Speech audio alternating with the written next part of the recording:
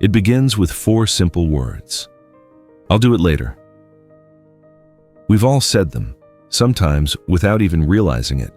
The email can wait, the assignment can wait, the workout, the difficult conversation, the dream you've carried for years. They can all wait. After all, tomorrow always feels like a better day to begin. Tomorrow, you'll have more time, more energy, more motivation. But have you ever noticed something strange?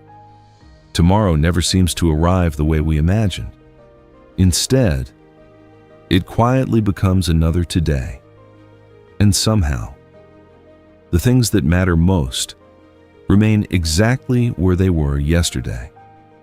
Here's something interesting. Most people believe procrastination is simply a lack of discipline, a problem of poor time management, or even laziness. But psychologists have spent decades studying this behavior, and what they discovered tells a very different story. Procrastination isn't really about avoiding work. It's about avoiding the emotions that come with it. Consider a student sitting down to prepare for an important exam. The books are open, notes are ready, there's enough time to begin. But the moment they look at the first page, something changes. The task suddenly feels overwhelming. The possibility of failure becomes real. Without even thinking, their hand reaches for the phone, just for a minute. A quick video, a few messages, something easy, something familiar, almost instantly. The uncomfortable feeling begins to fade, not because the problem has disappeared, but because the brain has found a temporary escape. And that's where the trap begins. Today, we're exploring one of the most common habits of modern life, a habit that quietly steals opportunities, one small delay at a time. This is the procrastination trap. Why tomorrow never comes. So, why would we avoid the very things we know are important?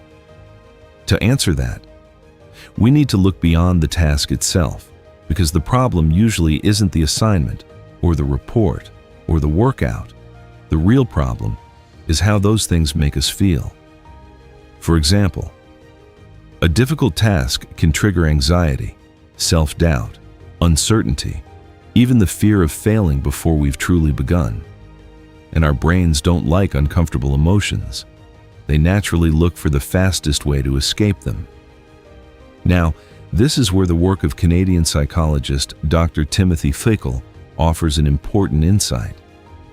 After studying procrastination for decades, he concluded that procrastination is not fundamentally a problem of time management. It's a problem of emotional management.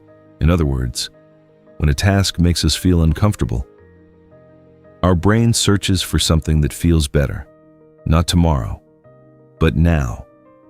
And so, suddenly, checking your phone feels like a good idea. Replying to old messages seems surprisingly important. Organizing your desk, making another cup of coffee, even cleaning your room. So for a moment, those activities create a sense of relief. They don't solve the problem, but they do remove the uncomfortable feeling, and that's exactly why they become so tempting. The strange part is, our brain quietly rewards that decision.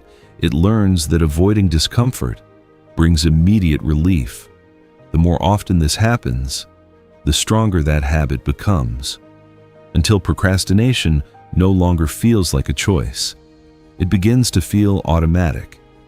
And perhaps that's why so many intelligent, creative, and capable people procrastinate, not because they're lazy, but because they're human. But that's only half the story. Escaping discomfort explains why we procrastinate. It doesn't explain why we keep believing that tomorrow will somehow be different. Because if today wasn't the right day to begin, why are we so convinced that tomorrow will be?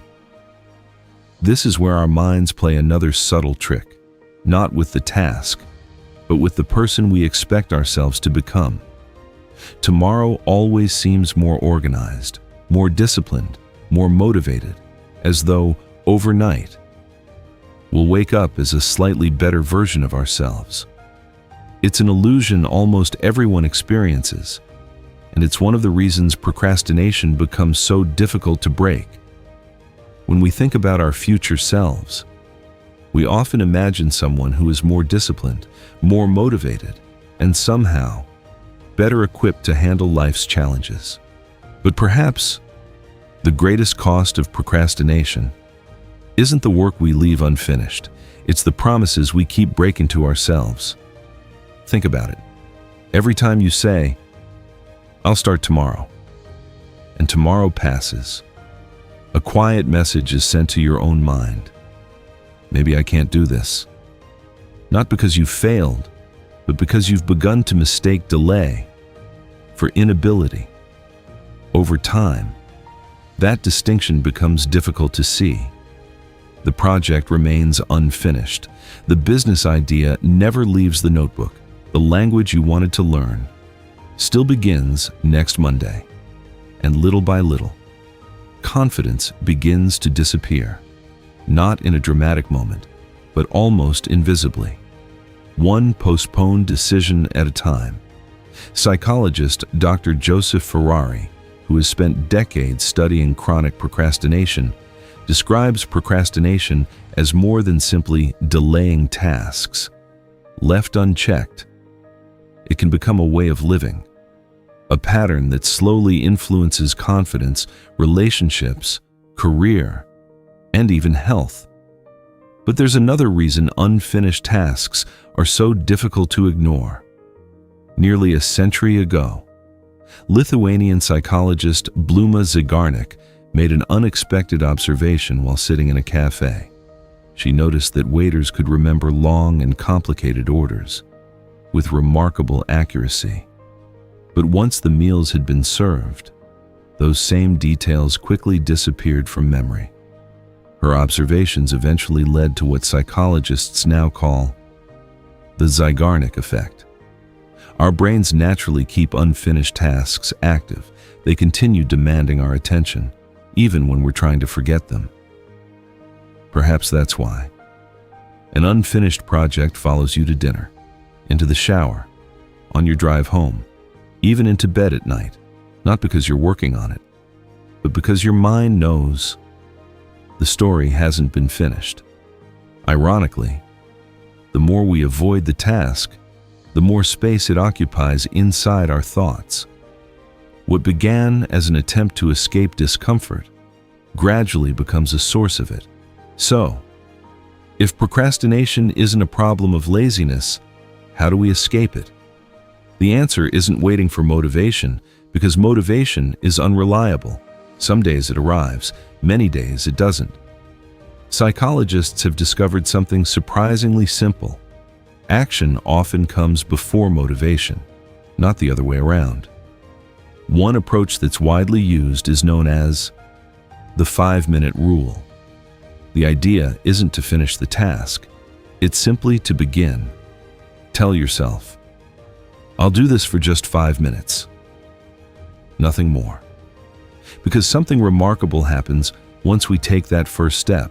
The task that seemed overwhelming begins to feel possible. The fear starts to fade, the mind becomes quieter, and more often than not, 5 minutes become 10, 10 become 30. Not because the work has changed, but because we've stopped fighting the beginning. Perhaps that's the greatest lesson procrastination has to teach us. The hardest part was never the work itself. It was the moment before we started. Think back to the beginning of this story, the untouched notebook, the blinking cursor, the phone that seemed impossible to ignore. None of those moments decided the future. Only one moment did. The moment someone finally chose to begin. Not because they felt ready, not because they suddenly became more disciplined, but because they stopped waiting for a version of themselves that was never going to arrive. Tomorrow was never the answer, because tomorrow has always become today. And today is the only moment where anything can truly change. Every book ever written began with a single sentence. Every company ever built started with one decision. Every meaningful journey began with one small step. Perhaps the life you've been waiting for has been waiting for exactly the same thing. Not perfection, not confidence, just a beginning. Because every habit begins with one small choice, and every future begins today. If you'd like to explore today's research in more detail, you'll find the references in the description below. Until our next documentary, stay curious.